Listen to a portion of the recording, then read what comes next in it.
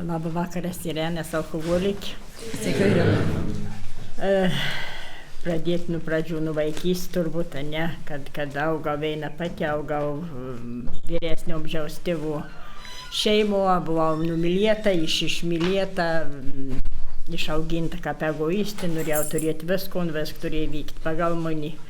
Ir tik tada, kai jau paauglystėje norėjau susirasti draugų, išėjau į gatvę, tada jau supratau, kad norint pritapti, reikia kažką daryti, nes nevyksta viskas pagal mane, tai tada prasidėjo rūkėms, prasidėjo išgirinėjimą po biškį ir didžiausia problema jau buvo mokyklo, kad būnant klasėje mes buvom sukurti draugėjai savo, kur rinkdavomės po pamokų, kur vartodavom alkoholį, buvom papuolę netgi iki tokį laipsnį, kad galėjo mums išmesti iš mokyklos, bet kadangi mokslą buvo mokiaus gero ir tada tepi nuraštom, iš pagrumuoju, pamokį, kad reikia taisytis, kad reikia žiūrėti, kaip tvarkytis kažkur tai. Bet didžiausia problema, kad suvokiau jau, kad kažkas vyks su manim, tai čia prasidėjo turbūt nuo žanatvis, nuo to, nes baigus mokyklą, aš neįstojau niekur, nes nuvažiavau stoti irgi tas pats, nerūpėjo egzamino, bet rūpėjo kažkur praleisti laiką kavinės, pabūti su draugas ir neįstojau, grįžau, tada grįžau vyrs iš armijos ir vėl apsiženėjau, 18 metų apsiženėjau ir tada jau alkoholis atėjo visų galingomų pas mūsų šeimą, todėl kad vyrs buvo išgeros ir nors aš kad augau, aš nemačiau, mūsų šeimo nebuvo, kad būtų alkoholis vartojams, viskas buvo, labai nekenčiau nuo mažų dienų išgerončių žmonių, bet pati po biškį sitraukė į to. Ir galiausiai didžiausias nuopuolis mus prasidėjo tada, kai buvo tokie laikai, kai mes sėdavom į darbą. Daugiau nedirbti, bet gerti visuomet. Vakar darbą pasibaigdavau balės, bet kažkaip labai keista, taip, kad atsisuki pasižiūri, kad gėrėm lygų vis veinuoda, bet kitam problems to nebuvo, o man jie atsirado. Ir kažkaip, kad pradėdavau lauktis, nes 3 vakus. Išauginau, išauga nei pats. Tus metus laiką išbūdavo, viena rūkis ir negėrus ten tos.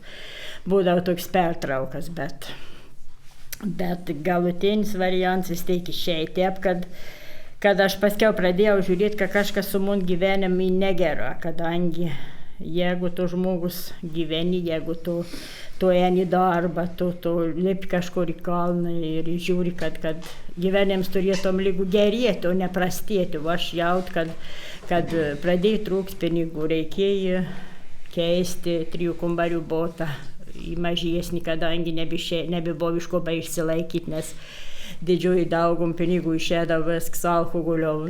Kiekvieną savaitgalį visuomet vaka būdavo, aišku, visuomet nuo atsipirkis, kada niek nesakyto, mane kartu būdavo, kartu dalyvaudavo, savaitgalį būdavo su draugas ir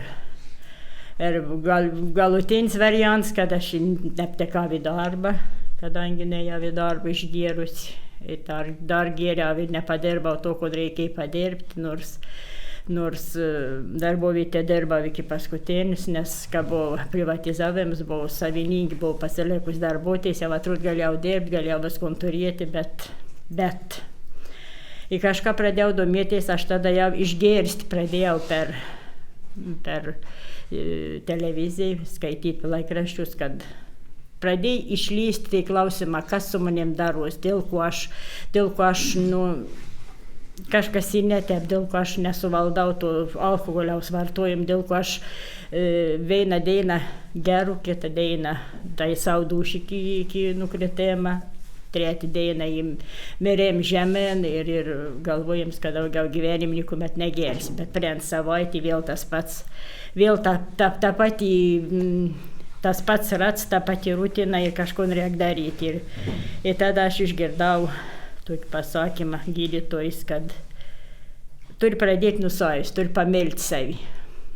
Ir ieškoti kažkokios nežinau, čia turbūt dabar aš taip įsivaizduoju, kai jau buvau angel sargą vedžiojam runką, nes įsivariusi. Iki paskutins jau turbūt, nes jau į skolą slėgi, viskas, ne jau pas giminaitį ir net nežinojau, kad uns yra anoniminis, uns pradėjo pasakoti maniai, kad yra tokia grupė, kad mes renkamės, kad mes būnam, mes bendraujam, mes, sako, teki tu, jeigu tu matai, kad tau yra problema. Tai ir aš nejau pasilikau. Nejau po kovo 8, nes, kaip žinot, visuomet šventės būdavo savaitę prieš, savaitę po, dar pilna šilta nejau. Bet nuėjau ir pasilikau su lygdėjina, dėl to, kad ką pasakyti. Nežinau, kas mane užvedė, man turbūt užvedė irgi tas man vaikiškas egoizmus, kad sėd prie stalo, šnek, kad meta laiką blaivus, 2 meta blaivus, galvoju, nesąmon, šnek dėl to, kad aš mačiau, kas stovėjo prie universalinės, visai neseniai prisigėris ir dabar pasakau toks vėjus, kaip man kad atrodė. Ir tas man užkabino, kodėl aš negaliu, kodėl anie taip gal. Tas užkabina ir pasibaigus pirmą dalį, aš prie ją mums vėl moterį susirinkimą. Sakau, ko aš turiu daryti, aš noriu negerti. Tai tu eki susirinkims įklausykės. Ir aš nuo to 2004 metų, tos kovo 8, kaip aš atėjau, taip aš jį pasilikau.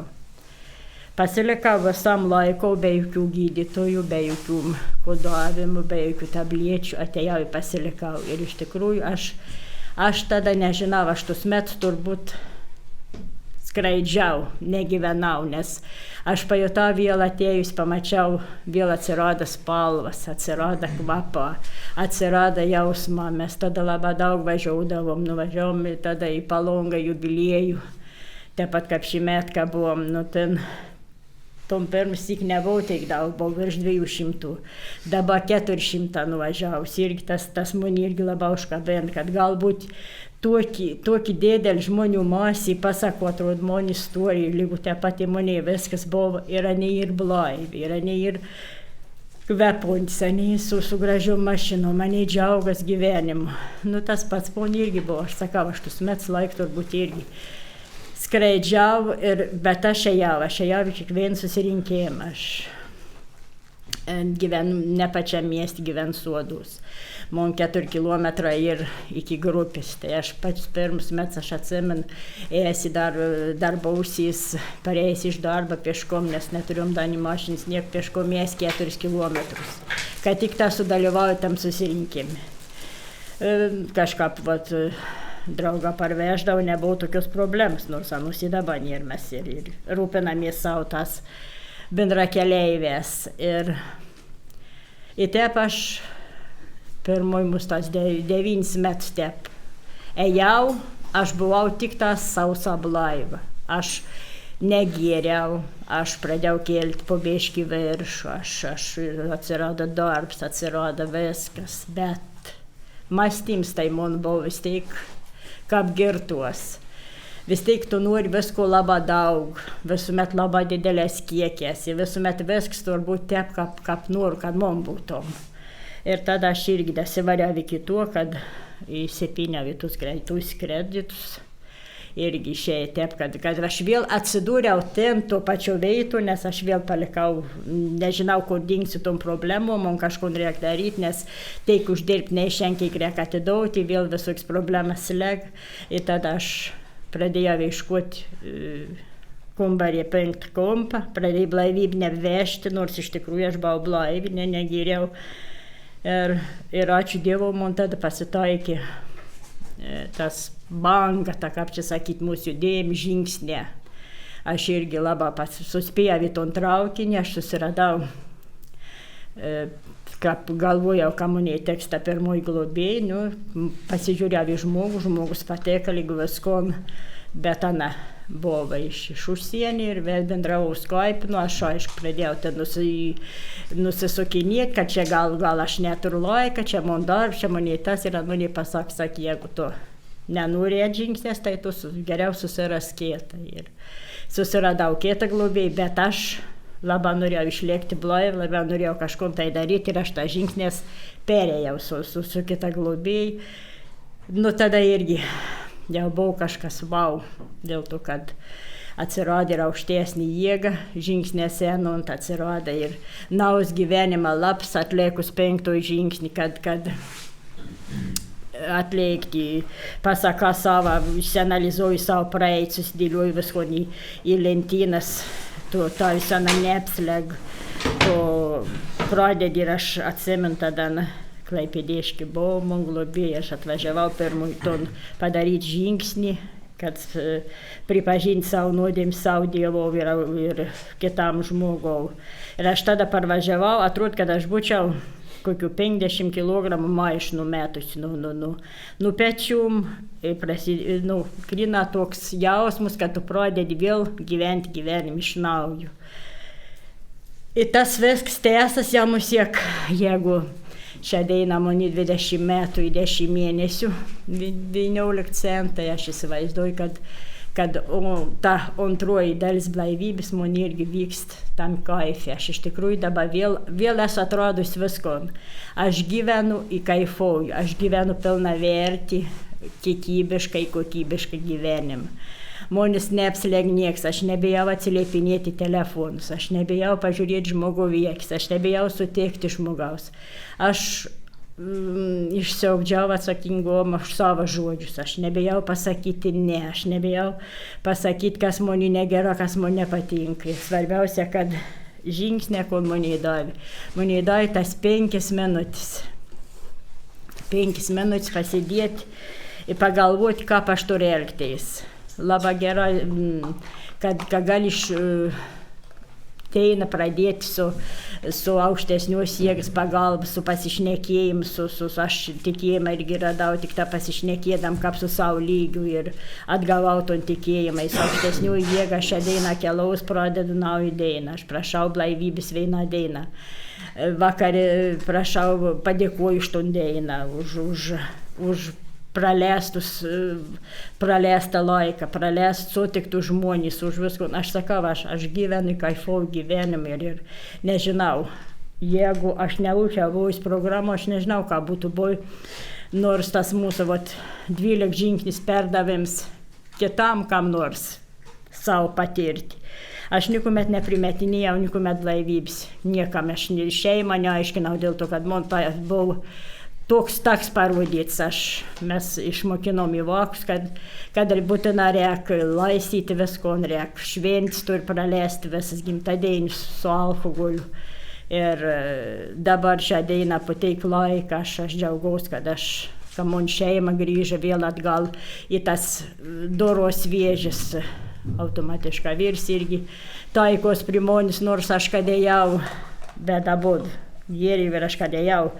Anoniminis aš jau galbūt daugiau dėl nes ons lygu daugiau gėri, kaip aš susitvarkyti ton reikalą, bet šią dainą ons irgi nevar to sūnus, irgi jau 10 metų didžiojus, kaip nevar ko mažojus, jau 5 metų, kaip nevar to. Ir tas be jokių įtikinėjimų, be jokių tokių pasakymų, kad tu daryk tepa kitep. Aš gyvenu paprasčiausią normalų gyvenimą ir normalų žmogaus gyvenimą ir visą šventį sprendė be alkoholiaus. Suvažiau šeimą, mes turėjom kuo pasišnekėti prie kavos puodelio, mes turėjom laiką, kuomet pabendrauti, pažaisti kažkokius žaidimus, kažko tai kitko užsiimti. Ir tas į labai gerai. Ir aš turiu 8 anūkus ir iš to 8 anūkų 2 mergelės. 2 anūkės, ir ta man viena anūkė dabar šita bus mažoji metukų vasarį mėnesį, o ta didžioji anūkė tai ir kaip man blaivybė, nes kad aš įstojau blaivybė, ana buvo 4 mėnesių. Ir aš matau, pasižiūriu savo blaivybę, kaip ana man aug, kaip ana man,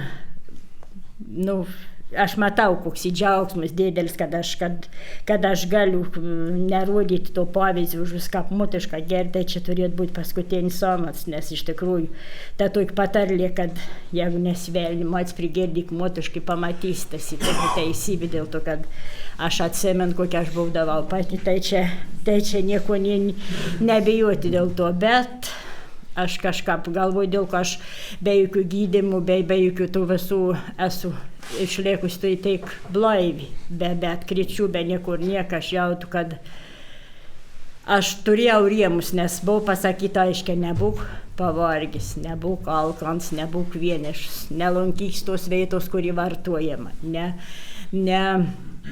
piliuok, nepirk, išvis nelaikyk alkoholio. Šią dieną pas mus tų dalykų nėra. Aš kažkaip įstojus į blaivybę, aš irgi to stengiausi. Ir išėjai taip, kad atsisijuoju visi draugą, taip reikia suprasti, kad ne draugą buvo, bet sabutilniką, nes tu buvo galbūt reikalingas, kad tu turėjai plotą, galbūt, kad turėjai pinigų.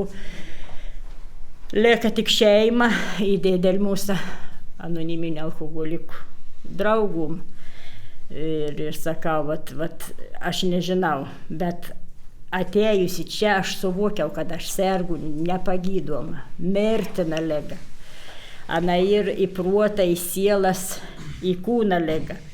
Ir ton visko, kad susitvarka, susidėliuoji to, lyg tai sako, kad mes pasveikstam. Aišku, mes įmastyms atsitojęs ir tu nemastak apgird žmogus.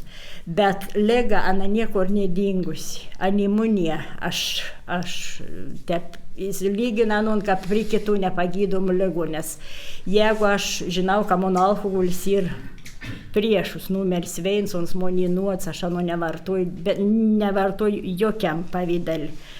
Ne saldainį, ne gėrimį, ne pyragį, ne maistį, kažkur aš visur pasižiūriu, kad nebūtum, nes aš žinau savęs išmėginus, aš po 5 metų blaivybę pakaštavojau saldainį su alkoholiu, man labai nepatek, bet kiek mane pasiūlė, aš jau tad galėjau imti, suvalgyti 5, nes, aš suprantu, kad ons niekur nedings tas alkoholis, juk aš atrodo, tiek metų nevartoju, atrodo, tau jokios problemas nėra, bet aš atsimenu visko, atsimenu visus skonius, kokie buvo, kuomet aš gėriau.